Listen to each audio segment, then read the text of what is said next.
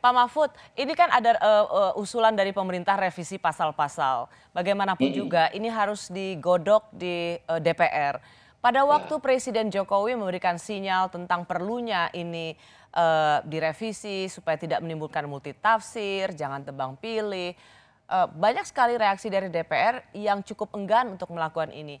Bagaimana Pak Mahfud melihat bahwa usulan revisi dari pemerintah ini bisa berhasil jauh jadi lebih baik di DPR, tapi bukan jadi mentah lagi di DPR? Kita optimis ini akan diterima di DPR. Pertama, orang yang dulu di DPR resisten itu kan mereka yang menyangka undang-undangnya akan dicabut. Tapi kesimpulannya kan akan diperkuat. Akan diperkuat. Ini penting bagi negara ini. Akan diperkuat, yang delik aduan diperjelas, dipilah. Delik umum dan delik aduan dipilah dulu gitu.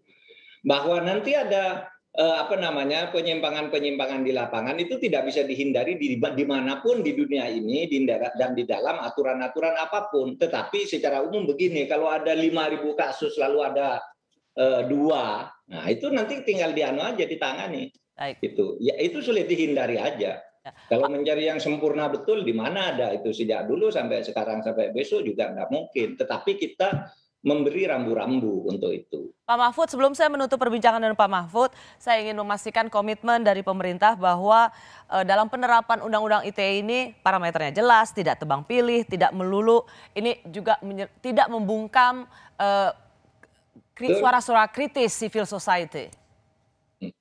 Iya betul, itu memang ya yang kita jadikan prinsip-prinsip itu tidak boleh membungkam. Ini negara demokrasi, tidak boleh tebang pilih. Ini adalah negara hukum, kan begitu. Kebebasan berekspresi, tetapi juga tidak boleh menghina orang, tidak boleh menyebarkan kebohongan gitu. Di sini kebohongan pun kan bisa bertingkat-tingkat juga. Ada kebohongan yang menimbulkan keonaran, ada kebohongan yang patut diduga menimbulkan keonaran. Itu beda antara patut diduga dengan telah menimbulkan. Kita atur ini rinci di dalam rancangan revisi ini. Dan kita begini, ini sekarang akan di follow up oleh Kementerian Hukum dan HAM. Dan di situ sambil dilakukan harmonisasi, sinkronisasi. Jadi seperti Mas Arsyad dan yang lain-lain, itu masih bisa kok ke DPR gitu. Nanti silakan dibuka lalu diberi masukan ini salah gitu dan sebagainya. Itu kita sangat terbuka. Baik. Karena apa? Karena kita juga kan sudah punya SKB. SKB ini merupakan dari ini undang-undangnya dibahas sambil menjadi sangat baik nantinya kalau perlu. Nah, yang pedomannya SKB-nya itu jalan dulu. Sehingga kalau ada pelanggaran-pelanggaran tadi seperti mana di bau-bau atau di mana gitu, coba lapor ke Kapolri atau lapor ke saya. Masa ada polisi bisa ditekan oleh kepala daerah begitu? Gitu Pak, ya. satu hal sangat Kecuali ada alasan lain ya, kecuali ada alasan lain. Kalau itu lapor aja ke saya, nanti saya sampaikan ke Kapolri. Pak, bisa nggak satu hal sangat substansi, Mbak? Satu hal aja, Mbak. Ya, sikat ya.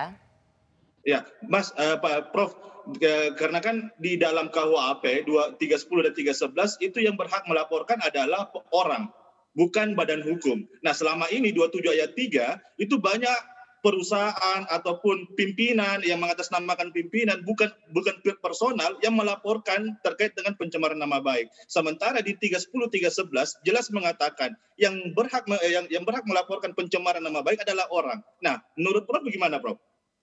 Enggak, di sini sudah disebutkan bahwa itu ditujukan kepada pribadi. Sudah. Nah, Tadi sepertinya sudah dikunci. Kalau sudah menyangkut korporasi, hati-hati, itu bisa jadi delik umum loh. Kalau delik umum itu Anda dilaporkan, ya ini lagi kadang-kala orang nggak paham bedanya ini mengadu dan melapor. Kalau mengadu itu bisa dicabut.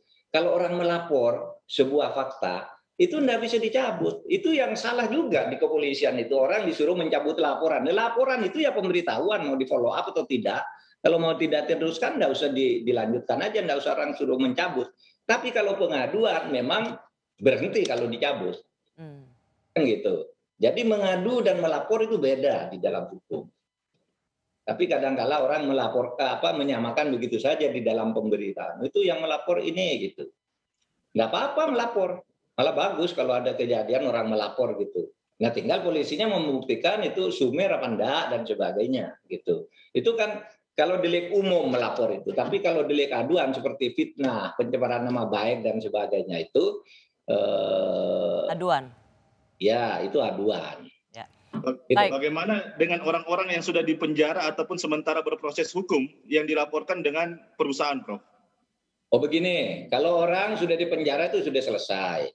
Kalau proses hukum, kalau undang-undang ini nanti sudah disahkan dan orang masih berproses, maka ada ketentuan kitab undang-undang hukum pidana. Kalau orang sedang menjalani proses hukum, kemudian ada perubahan hukum, maka diberlakukan yang lebih ringan kepada yang bersangkutan. Ya.